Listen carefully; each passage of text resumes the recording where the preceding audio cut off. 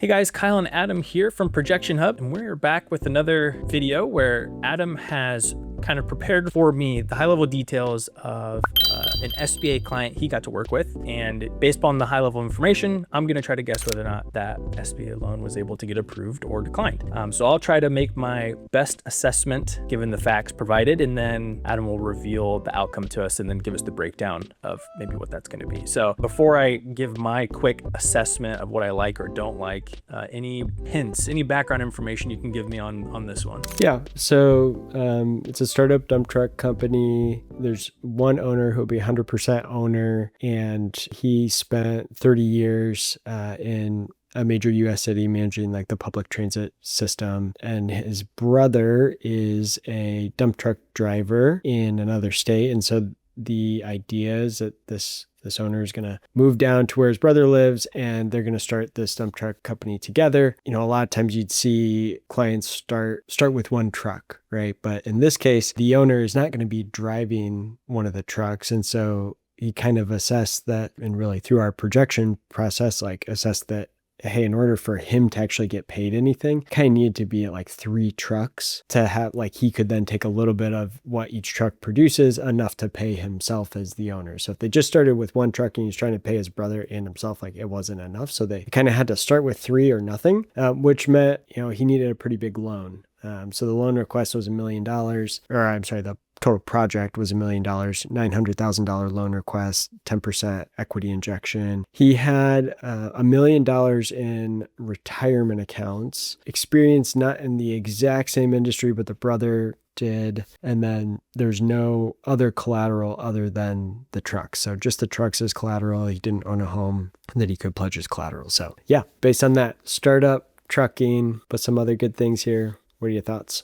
Yeah, this is a tricky one. I like the experience between kind of the 2 brothers, the owner having management experience, I think bodes well for taking care of the logistics, and probably has healthy expectations for maintenance and all that kind of stuff that has to go into managing a business like this. Reliable driver, assuming the brother is reliable. That does leave a couple other, drivers. So one question that comes to mind, whether you can share this or not, is like, is the brother that's owning the business, is he going to be like on site and engaged? I guess like the level of responsibility between the 2 brothers, is the one brother just like driving, or are they involved more in like a management capacity of the business, or is the owner brother like taking care of all of that, and his brother's just one of the 3 drivers that's going to be involved? Yeah. So in this situation, the plan was kind of a multi-year plan to move to the location. So the owner had retired from like local or, city or state government, and had family down where this business was going to be. So the plan was to kind of like slowly over a couple of years transition down to live there. But in the short term, he was going to kind of be splitting his time, which was a concern with the lender in this case. So that we can move this along and get to your more detailed analysis, I am going to go ahead and say, I'm tempted to say no, because I don't think, like, trucks I know are collateral, but I know the preferred form of collateral is real estate. So the fact that we don't have any real estate involved, I think probably would make some lenders a little nervous. Sounds like the owner themselves isn't actually on site. So I think that there's I don't know, sounds like that might be a little interesting. So that's probably putting a lot of expectation maybe on the owner's brother, who's going to be there and hands-on and doing that. So I could see that making a lender a little jumpy as well. So I can see this one, there being lenders out there that would be interested in this, particularly if, they don't have concerns about the management, remote, or however that's all going to play out. But I think that my gut reaction initially is to say this was not approved. Hey, real quick interruption, just to remind you that I offer a free SBA review. As a longtime SBA lender and financial projection expert, I've seen thousands and thousands of loan applications. So I'll give you honest feedback and advice on your odds of getting approved for an SBA loan before you even apply, and try to point you in the right direction based on your specific deal. We'll put a link in the description of the video below to that free SBA review form, so you can fill that out. All right, back to the video. Yeah. Well, so this one turns out that it was approved. It is tough I think there were a couple like details that, that you didn't have in that kind of initial analysis, but it did become an issue about like moving. Was he going to move there and be there full time?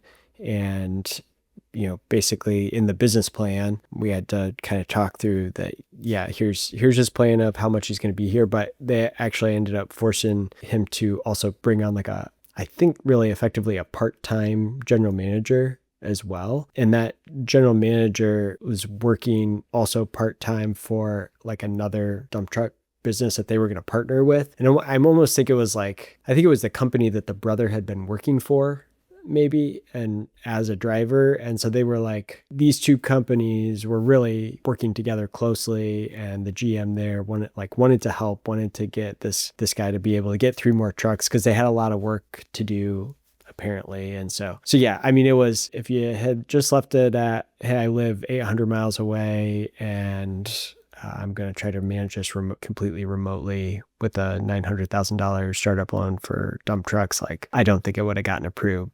And that's kind of what they initially went in with. But then through lender feedback, it was like, hey, this is how we got to strengthen this deal to make it work. That's interesting. I think that dump trucks and these kinds of like local, it might not just be transportation, but I feel like we see that one a lot.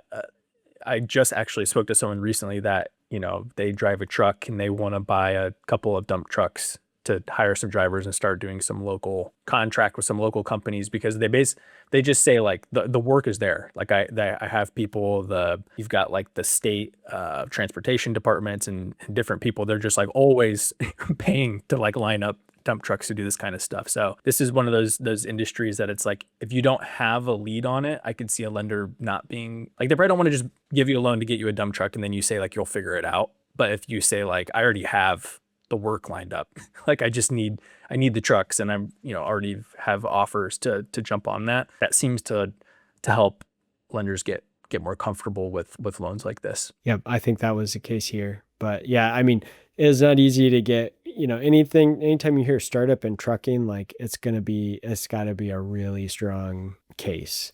Lenders don't like when their collateral is rolling stock, which is any like vehicles. Now, these 3 vehicles are, quite expensive. They were new dump trucks. So, and there was only 3 of them and they're brand new. So probably the lender's not going to have to keep like swapping out titles. But I've looked at other deals where it's like a rental car company and there's like 20 cars in a fleet, and the lenders just hate that because they're going to have to constantly be swapping out title work, and that is a real pain. Yeah. So, and in this case too, I think it would be easy to think like, let's say lenders had a problem with this. It might be easy to say like, well, instead of doing 3 dump trucks, let's just do 1 and I'm going to drive it myself or something like that. And I actually think in a lot of cases, that's even worse for a lot of lenders. I know, you and I have personal experience in old loans we had made to like owner operator truck drivers, and that truck is broken down. And then now there's no money coming in to pay the loan and they're paying for repairs. And it kind of snowballs into getting back ahead of the 8 ball. So I think in a way, having 3 trucks also helps kind of shield from that a little bit. You'll have your brother probably being full-time driver, maybe another full-time, and then maybe you have third who's like part-time or contracted or something. And 1 truck goes down, you still got 2. So I'd imagine even if only 2 trucks are operational, you're still making the loan payment. The business is still operational until that other one gets fixed. But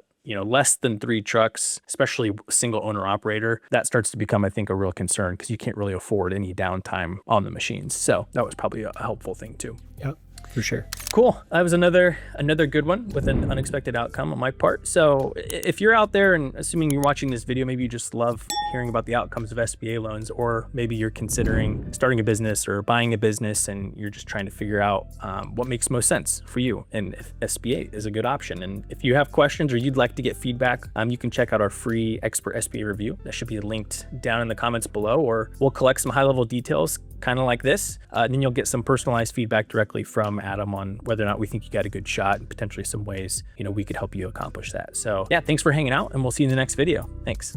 Thanks.